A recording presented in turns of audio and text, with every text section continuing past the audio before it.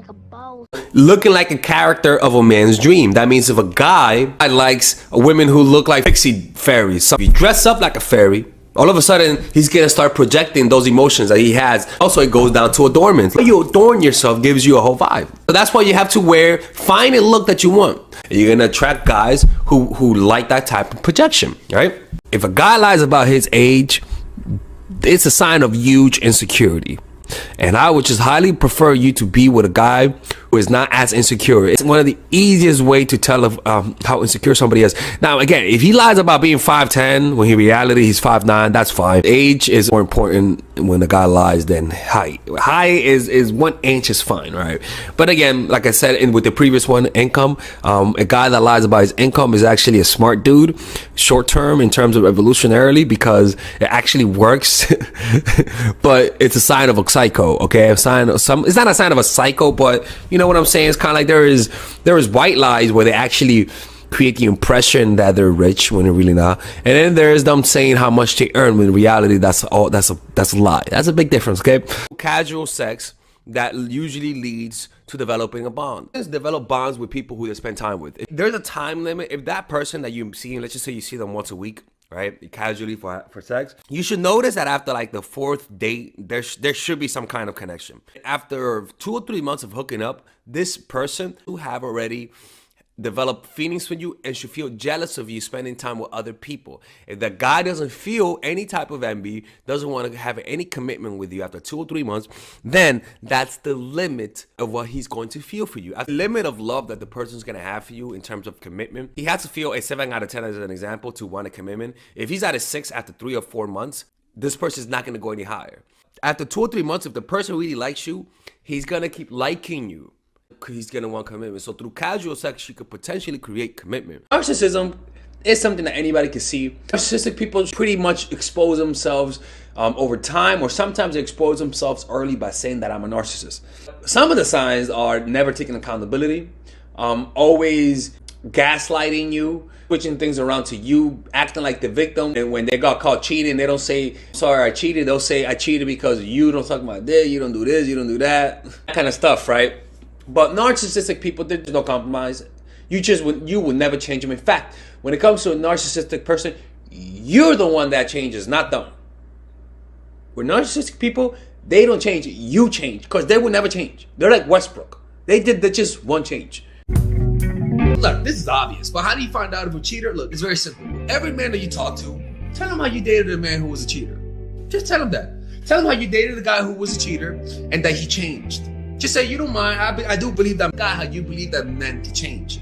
Tell the guy how you believe that, yeah, man, I did it, he cheated, but I forgave him and he did change, so it worked out. Why? Because if he's a cheater, he'll tell you if he cheated before. Just say, by the way, have you done anything on the side before, you know? I don't mind. Like, I'll be honest with you, this is very difficult to find out in the beginning, but to me, this is the best strategy. But then what happens if you catch him cheating? It's over. There's no coming back from that. And if you want to find out if a guy's cheating, ask his female friends.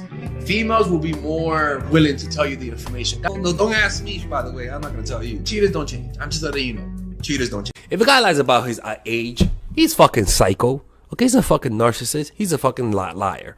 I'm 31 years old. I would never lie a woman about my age. That's fucking ridiculous. But the guy can lie about his height. Yeah, that's right, ladies and gentlemen. Yeah, I lie about my height too. Yeah, that's right. I'm 5'10" with shoes. That's not a lie. Some people might want to call that lie by omission. I don't give a fuck, okay? Everybody you meet is with shoes, and every dude says that their height is usually the height version of their height with their shoes, okay? So everybody's lying, so that don't mean I'm lying, okay? But a guy will lie about his height. Now, okay, you could deal with 1 inch. All right, 1 inch. You can lie about his height for 1 inch. All right, you could, you know, that's okay. But if a guy says more than 2 inches, Christ have mercy. A guy who has a lot of debt. Not that I'm saying don't date a guy who's broke. Don't date a guy who's perpetually broke though. And I'm not talking about he has a poor income. The guy who can't even keep his job. A guy who keeps getting fired from job to job. I'm talking about the kind of that has an impulse in buying things they don't need. And because when you end up in a relationship with that person, they'll end up screwing you over. These things do matter, especially when you get married. And this is actually one of the regrets that people have when it comes to marrying certain people, is that they found out that this person was in huge debt after being married. So be careful with dating people who are in debt. You have associated an emotion with an expression. Just remember that in your head, so that the next time you see a quick reaction like that and it goes back, now you know, okay, I said something and he's afraid, or she's afraid. Like, you want to be able to register by pure observation all of those little subtle things, because like I said, over time you're not going to need too much effort to observe them.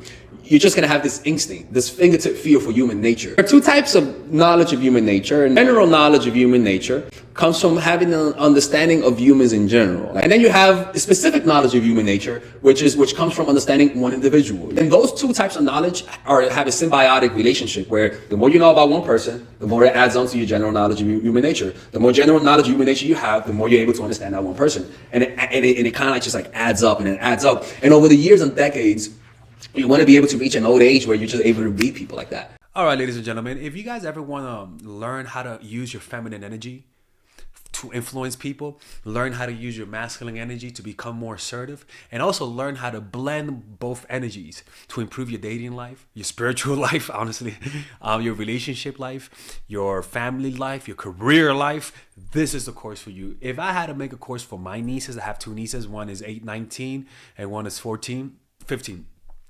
16. Holy shit. Oh my God, he's a bad fucking uncle. He's a bad uncle. Get him. Shut up, Melissa. You should get this course, right? And this is the course that I will make for them. So, for example, watch the curriculum, right? In the first week, we're going to be showing you how to establish a strong masculine foundation without letting it hurt your feminine energy.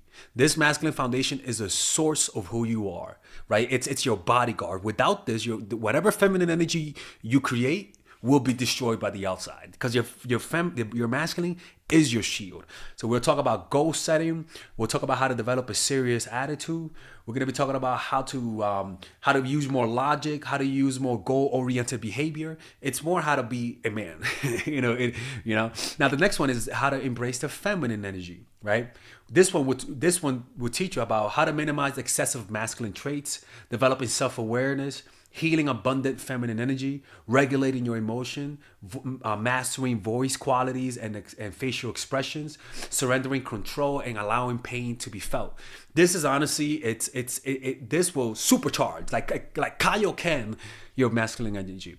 After that, we have femininity in the workplace, and how to be feminine in the workplace without letting people take advantage of you, and the nuances of how women on power should behave versus women who are subordinates in the workplace, and even the dress code. This is based on psychology, people. It's kind of insane. I'm actually excited about this one. The next week, we talk about navigating the labyrinth of male and female friendship, and this a lot of women find confusing, so we talk about that. And how to identify envious friends, how to identify the good friends, how to keep male friends, and how to keep female friends. Week 5, we talk about how to release the burden of the past and stop and destroy mental projections. This is actually really powerful. And then week 6, we talk about how to increase your observational power so that you could read people better. And we have a bunch of bonuses. The course starts at $99, and you guys can pre-order the course today at $69 before it goes out. If you're watching this, most likely I'm in the meditation retreat, so I will be praying for all of you guys. And just click on the description down below of the video, right there, you'll see it, and you could pre-order that course. It's gonna be out by the end of next month or the beginning of February of March. One of the two, people, because I have a 10-day retreat to do, and I want to finish the course after the retreat, because I think the ideas are gonna be so much better. All right, man. I'll see you guys later. Pre-order, man. Oh, I'm closing the channel.